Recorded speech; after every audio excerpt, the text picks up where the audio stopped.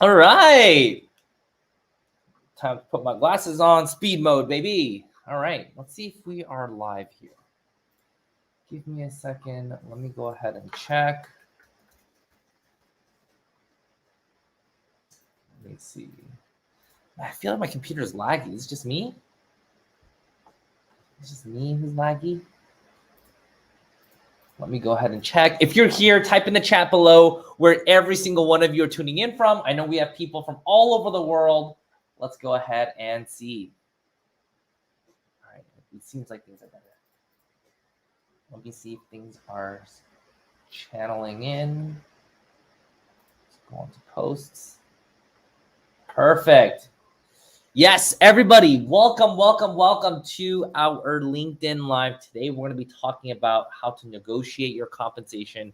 Type in the chat below where every one of you are tuning in from. Type in the chat below. I want to see it. All right. All right. Looks like we got San Francisco. Okay. Very nice. Very nice. Awesome. We got Orange County. I used to live in Orange County. Boston. Of course, I used to live in Boston as well. Angela, nice to see you again. Kayla from Detroit. We got Egypt, Vancouver, Tempe, Texas. Awesome. And type in the chat below, have you tried to negotiate your compensation? Yes or no? Type in the chat below. Have you tried to negotiate your compensation? I remember I tried to negotiate my compensation when I was my first job at Google, and I was so scared. I was like, oh my God, I am terrified. And I ended up not doing it. Probably one of the biggest mistakes I made. And I wish I knew what I knew now, because it would have made the world of a difference.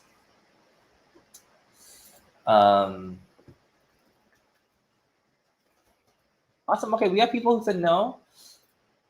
Yes, no, not yes. Okay. All right, cool. Awesome. So today, everybody, we are going to talk about compensation negotiation today. Awesome. And hopefully by the end of this workshop today, what we're going to have is each and every single one of you are going to find and have a tangible way for you all to negotiate compensation. Is that what you guys came here to learn? Type hashtag Wonsulting if that's what you guys came here to learn. Let's go. I love talking about compensation negotiation, because this is one of those things that I wish I learned and had growing up when I was started my first job. All right. Type in the chat below. Type hashtag Wonsulting if you're excited. All right, JG, I see you on YouTube. Okay, awesome. Let's go ahead and get started here now. Awesome. So, of course, everybody, we have to start every Wonsulting workshop with a joke. Are y'all ready? Y'all ready for this? All right, everybody. You're going to have to rate this a 1 to 10 in the chat, okay?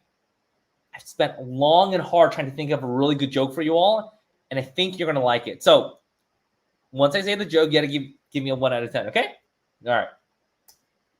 I quit my job working for Nike because I just couldn't do it anymore. Yeah, that's good, right? 10 out of 10, right? 1 out of 10? Tell me. Type in the chat. What do you guys think? I thought this was so funny when I saw this, and when I thought about it, I was like, man, this is gonna knock people off their freaking boots. What do y'all think? Are people just like, oh my God, there's like, remove this man off, please. No more of this man. Oh no, we got -3, we got 6. Okay, hey, listen, I'll take it. Oh man, that is so funny. Okay, awesome. Well, without further ado, let's go ahead and move on. Cool. So everybody, first question down in the chat. What is compensation negotiation, everybody? Why do we call it compensation negotiation? Type in the chat below, everybody. Type in the chat below. And I know that there's a little bit of a delay here, so I apologize for any delays or lags or whatever may be happening. Why is it called compensation negotiation? Why isn't it called salary negotiation? And we got people who said five. All right, I'll take it. Why is it called compensation negotiation? Any guesses? Are you like Jordan Belfort and you have fun coupons? Right? Or Kim K? You're just throwing out these dollars? Is that what it is? Exactly. As Ashley says, you're negotiating package salary, benefits, but also there are also other things like bonuses, equity, and so on and so forth. Salary negotiation is just one part of the equation, right? Compensation combines everything together. And so today, what I want everyone to think about and how I want you guys to think is I want you to think about your compensation negotiation as not just your salary, but it's the total package that people are going to, companies are going to give you when you get your jobs, right? And so is compensation negotiation also about getting more money? What's it about? What are you trying to get at the end of the day? Is it always more money?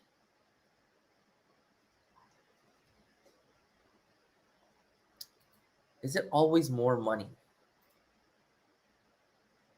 Yes, no, maybe so.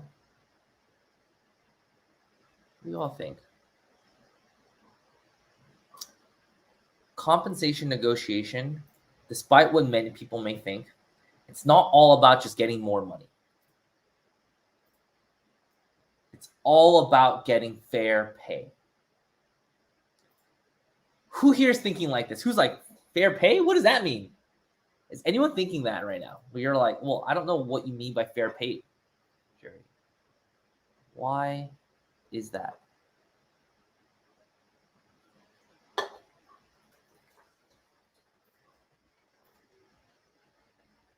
Yep. Ashley says sometimes it's different title, more vacation. It could be better benefits, PTO, more time off. Yep. All that. Flexibility. It's about all that, right? And so, but the core essence of what compensation negotiation is for most people is it's about money, right? But what I don't want you guys to think about compensation negotiation is about it's always going to be asking for more money, because it's not about that.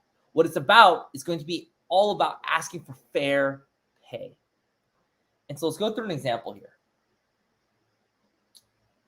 So imagine you're SpongeBob SquarePants. Has anyone watched SpongeBob growing up? Was it just me? Type me in the chat if you've watched SpongeBob growing up. I used to binge SpongeBob on Nickelodeon. I would just like watch it 24/7 when I was growing up. So I'm pretty sure I've watched almost every single SpongeBob episode there is. Though I don't know if I'll get the references if you bring it up, but yeah. All right, awesome. So let's say you're SpongeBob, and your initial offer that you get, oh my gosh, someone says Patrick. Anyone likes Patrick or SpongeBob better? Type in the chat. Who knows? I don't know. All right. Imagine you're SpongeBob, and your initial salary is $100K, cash bonus is $10,000, and equity is $15,000. When you look at this, right? Is SpongeBob getting fair pay? Type yes or no in the chat. Otherwise, or just let me know. What do y'all think? What do you all think?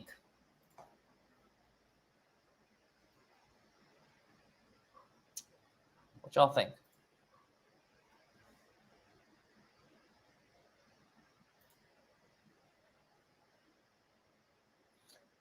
Type in the chat below. What do you all think? Is SpongeBob getting fair pay? When the compensation looks like this. An incoming software engineer at Google. Right? JG says it depends. Someone says nope, puts a laughing emoji. All right? the core essence of it is we don't know, right? Even though for most people they're like, holy crap, $100,000 salary, 10,000, 15,000. Like, oh my God, that was me when I got my first corporate job. I was like, oh my God, this is so much money, right?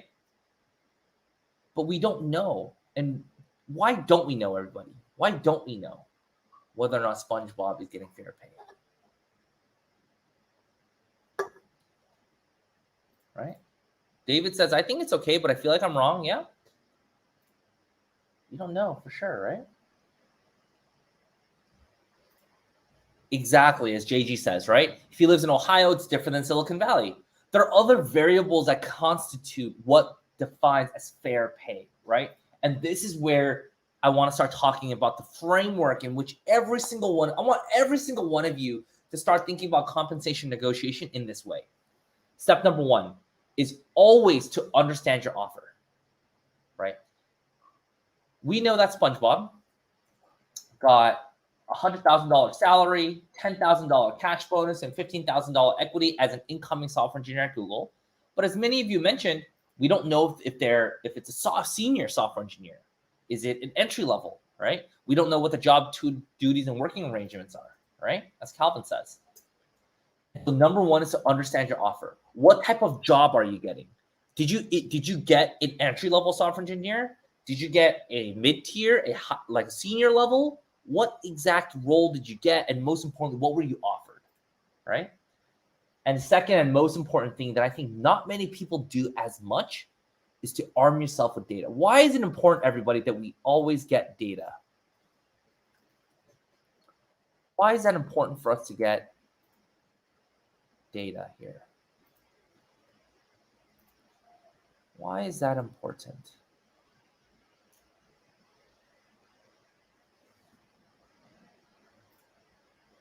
Everybody, why is that important?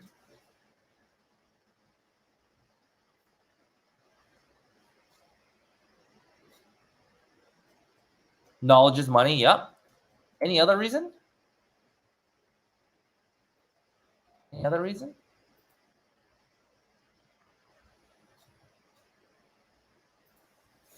What do y'all think? All right. What's up, Nikki? Good to see you. Exactly. As Vicky mentioned, data serves as evidence to support any negotiating you do, provides evidence and reference exactly, right? Again, compensation negotiation is not about asking for, hey, can I get $2,000 more? Which, again, some people will say yes, but what if you could have gotten $15,000 more? What if you could have gotten $10,000 more, right? That's why data is so important. Next, and of course, third step is for us to call the recruiter and most importantly, wait. All right, everybody. These four are the steps to a successful compensation negotiation strategy. And I want you all to remember these four steps, okay? All right. So, step number one, let's use SpongeBob SquarePants as an example.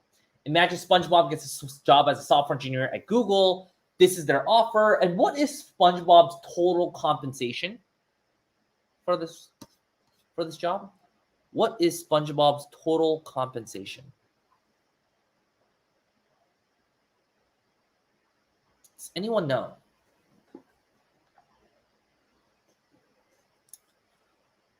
What is his total compensation? Type in chat. I know that's a little bit of a delay, so I'll give it a couple seconds for us to include this. Right? Okay. Ashley says 110K. Presumably, Ashley, you added the salary. Here, let me see if we can get the pointer. Presumably, you added the salary and the cash bonus. Yep, that's definitely a good guess. Any other guesses?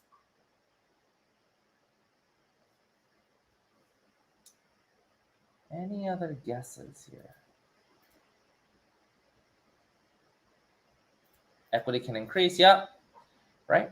But really, the whole idea is that you add this all together, even the equity part.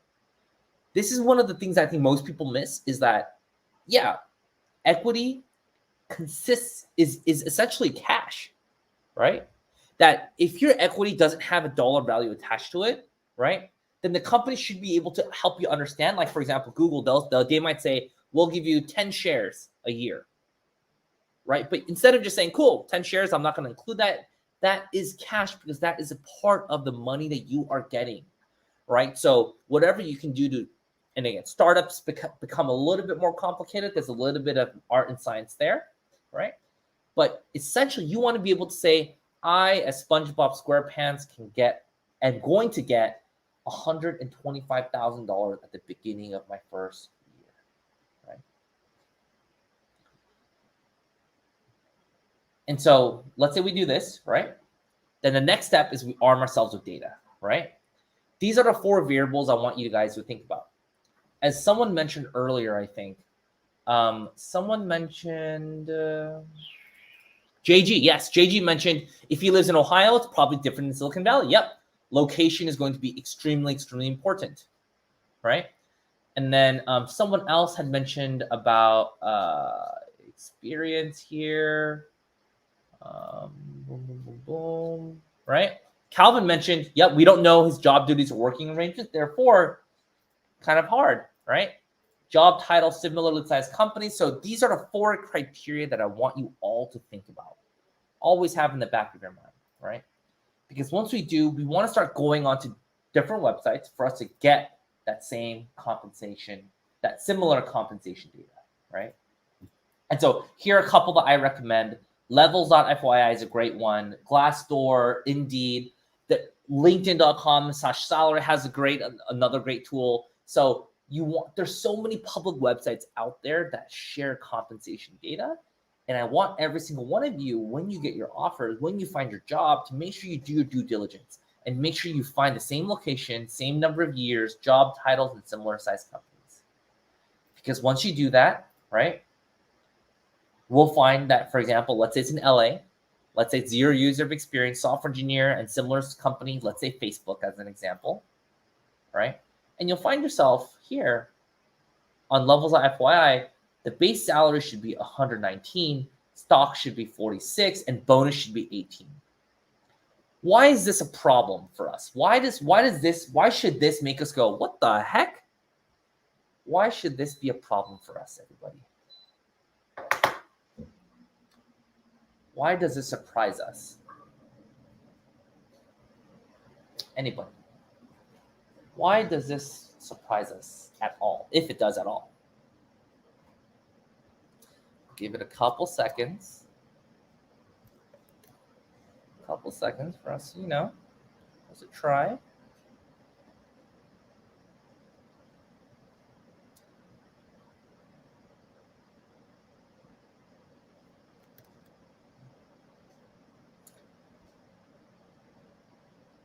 Why is this a problem for us?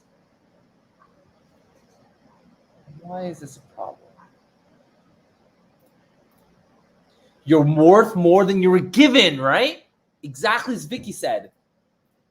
Because when you look at other market data, you'll see it's something similar. Average base pay 133, additional bonus should be 17, cash bonus should be 17. So when you add all that up, it should be around here. And so when you get all this information, this is what you have, right? Your initial offer was 100K, right? Cash bonus is 10 and equity is 15, but all these other websites are saying something different, right? So based on this knowledge, what should we do with this? What should we do based on this? Why does this change? Does this change anything for us? Does this change anything for us?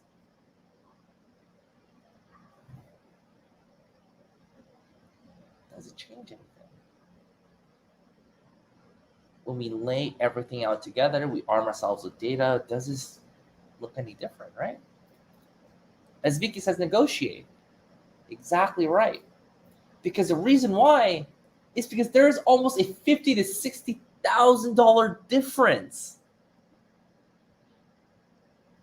$50,000 to $60,000. Isn't that crazy? Is that just me? I'm just like, with $50,000, shoot, I could buy a car every year, right? You can buy 2 cars. That's crazy, right? So then, now that we have this, we want to call the recruiter. Why do we not want to just email the recruiter? Why do we want to call the recruiter? Why is that so important? Why is calling the recruiter important to everybody?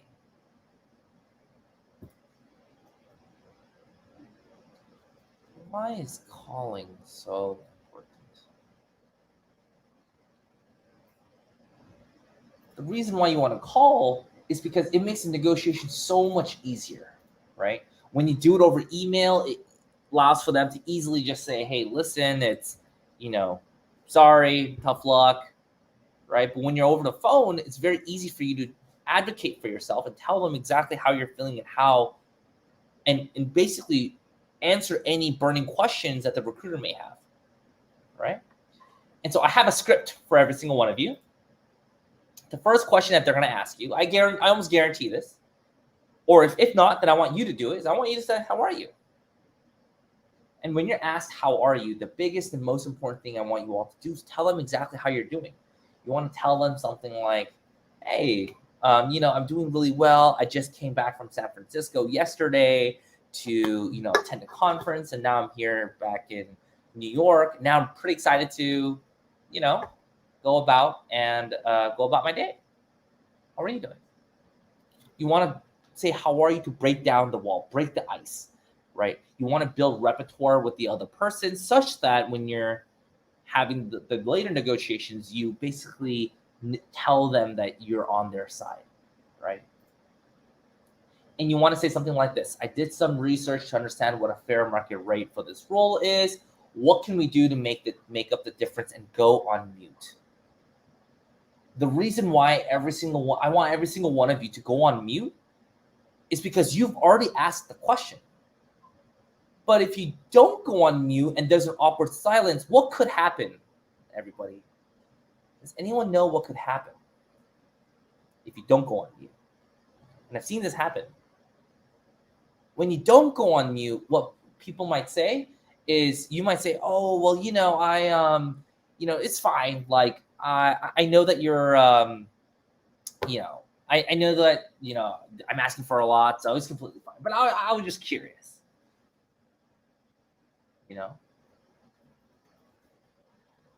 So you want to go on mute because you want to let the recruiter react to what you have to say. And most importantly, get fair pay. And from there, they're going to say one of 3 things. They're going to say, awesome, let's do it, right? As Jacqueline mentioned, right? If you don't go on mute, you might say random things to fill a space, make it less uncomfortable. Completely true. And so from here, the recruiter's going to say one of 3 things. They're going to say, awesome, listen, if you can sign today, then yeah, we'll for sure give it to you. Which, if so, awesome, you've done your work, great job, you're making $50,000 more a year, and you can buy me lunch, right?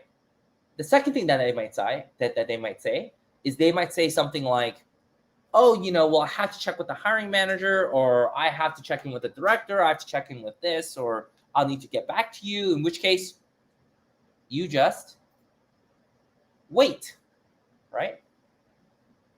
And they'll get back to you with an answer, a yes or no, or maybe they might come in the middle.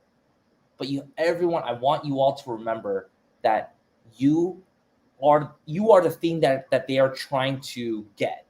Therefore, you are the one with intrinsic value, right?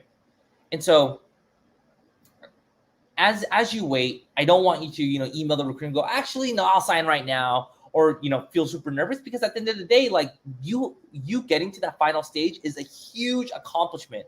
Not many people get to the offer stage. So it is so important that you go ahead and do this. Wait for the response and see and react how things are going to go. The last possible scenario that they might say is, they might say, no, sorry, we can't budge. Then that's when you say, awesome, well, what about vacation days? What about working remote? What about, a stipend for my office, and so on and so forth. And that's where you can negotiate the other things. But normally, I would recommend that you negotiate compensation first. If that doesn't work, then start negotiating the other things. All right. So, a couple of questions, right? Will the recruiter rescind my offer? The answer is no. They've worked so hard and the team has invested so many hours for you to get to the offer.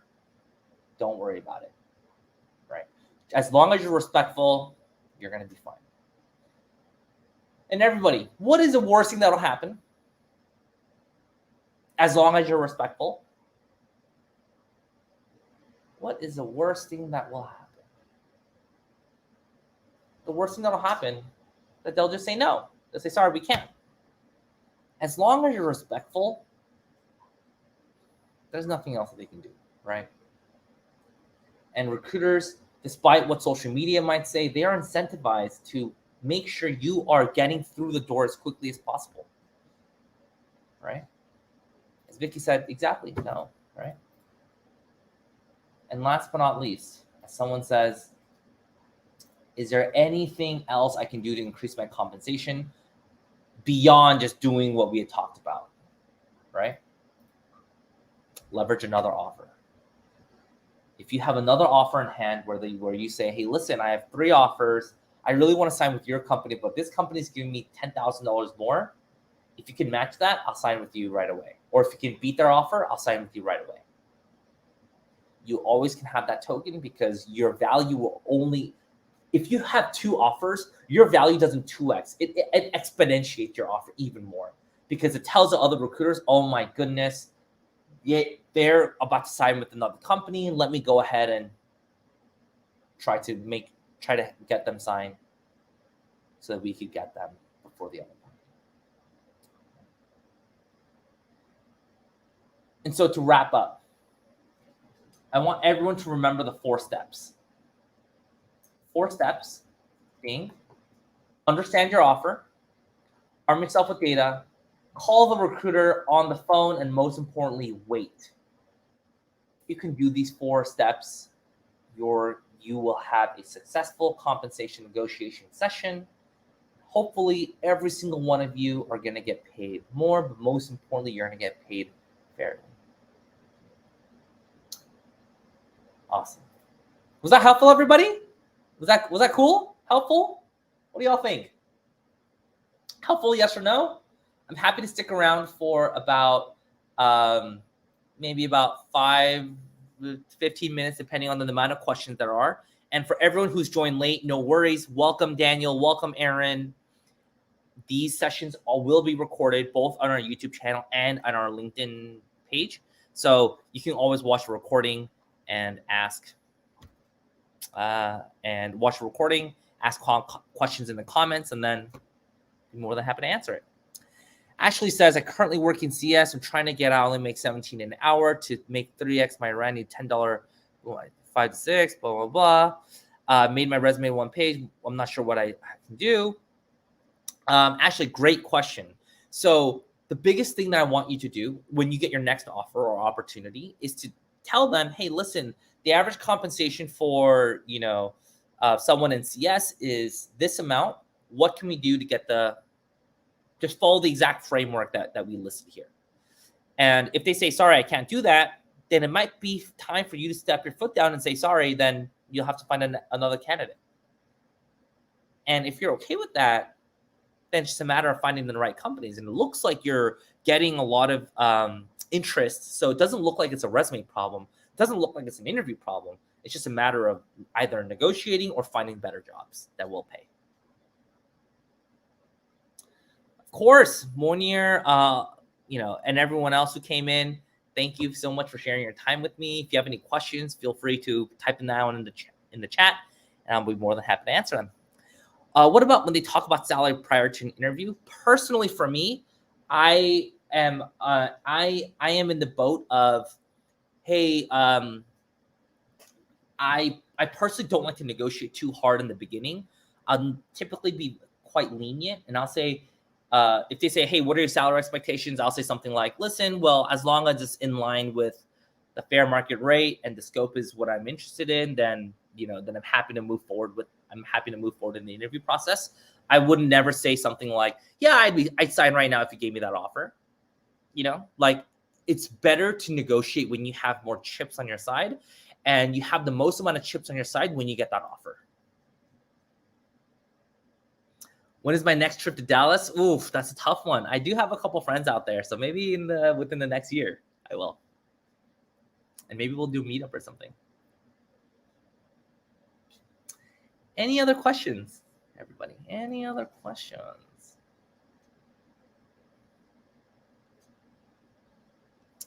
Questions.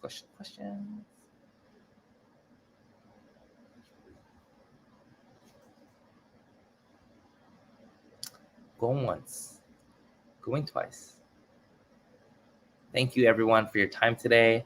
I hope every single one of you have learned a little bit more interesting, or I hope every single one of you had learned something interesting that you could potentially use. Oh, I see a couple questions come in. To address future dates, you're at PTO for after you got an offer. Do you wait until you finish negotiating the pay after? Exactly. Yes. Bring up the existing PTO after you sign the offer and you have a start date. Like, what are they gonna do? The worst case scenario is that you'll have to use your future vacation dates. The best case scenario is that they'll just say, "Don't worry about it." My son, the sushi's waiting. Say less. I'm there. Ashley, it's basically all for call centers. The emails are before the interview. It's not an area I have an interest in working in. Perhaps it sounds like you might want to jump careers, and if so, it might be the best time to do so while you have a job. Do I plan to host any workshops around portfolio case studies? Vicky, DM me on LinkedIn to tell me what you think, and I'm more than happy to scope it out with my team. Thoughts on nonprofit industry negotiating? Yes, I absolutely agree. No matter what industry you're in, no matter what function you're in, you should always have the opportunity to negotiate. And then it just becomes a question of whether or not you are okay accepting that compensation, if it's below or on par or maybe even above market rate. All right. How do you negotiate with a company who will pay you locally, even if it's a global company? That's a bit hard because the alternative, you have to think about what is the alternative for that company.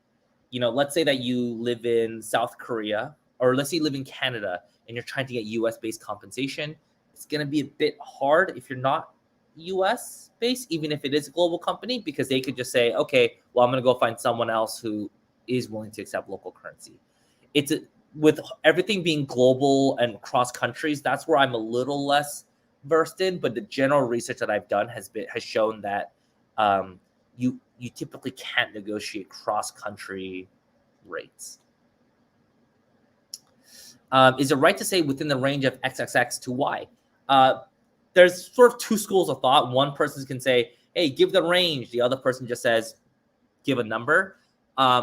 I'm personally not the biggest fan of a range, because if I was a business leader and you said, hey, I'm happy to accept 40,000 to 60,000, I would probably give you 40,000 because you said you'd be okay with it. So I'd rather anchor on a number rather than a range. Allison, what happens if the offers are rescinded after negotiating? I personally have never seen this happen before, but if that is the case, first, I want to say, man, I'm sorry. That's a crappy company to do that. But as long as you're respectful and you still really want that offer, I'll just go ahead and just reach back out to them and say, hey, listen, I've given it some thought and I'm more than happy to accept it at that offer. Mary, nonprofit government sector, especially when they claim they're not able to negotiate. I think there's a lot more flexibility in the nonprofit. The government is a little bit more strict with specific rules and such. So I don't know if you're able to negotiate. If that's the case, then perhaps you can negotiate the job title or the job seniority and say, listen, I know that you're bringing me in as a level 4 project manager, but I believe my skill sets are more right for level 5. Then you negotiate that instead. Andre, yes, this is being recorded on LinkedIn and YouTube. How do you negotiate a salary when you worked at a company for almost 8 years? Last increase was the end of 2019. They froze, $2K bonus, I believe. How do I ask? Elizabeth, I think the best way that you can ask is to do exactly as we said today. Look up the fair market comparisons for your compensation at your level right, in your location and say, listen, other companies are paying $10,000 more. I'm making $10,000 less. What can we do to make up for the difference? Don't ask, can we do it? Because it implies you give them a choice. Say, what can we do to do that? Because it implies a yes. How to discuss sponsorships being an international student. Sponsorships typically are a company restriction thing. Some companies just don't have the resources to offer sponsorships. For example, Wonsulting. Let's say that you were looking for a full-time job with us, and I was like, oh my gosh, I really want to hire you, but if we can't sponsor, then we just can't sponsor. So that's where things become a little bit more tricky. There are companies where they might sponsor specific functions and not others. That might be a corporate policy that they have to deal with internally, and most recruiters probably aren't going to fight that fight. So this is a case-by-case scenario, and there really is no one-size-fits-all, but that's generally what I've seen. Awesome. That was good. Good questions, everybody. As always, if you need anything, please go on to wonsulting.com. We have everything listed there. Here's our logo. There's our stuff. And of course, I'm Jerry, one of the co-founders here. If there's anything that you all need, feel free to DM me. I'm more than happy to get back to you. And with that, hopefully we'll see you at the next one. Let me know if you want me to do more workshops. With that, peace, everybody.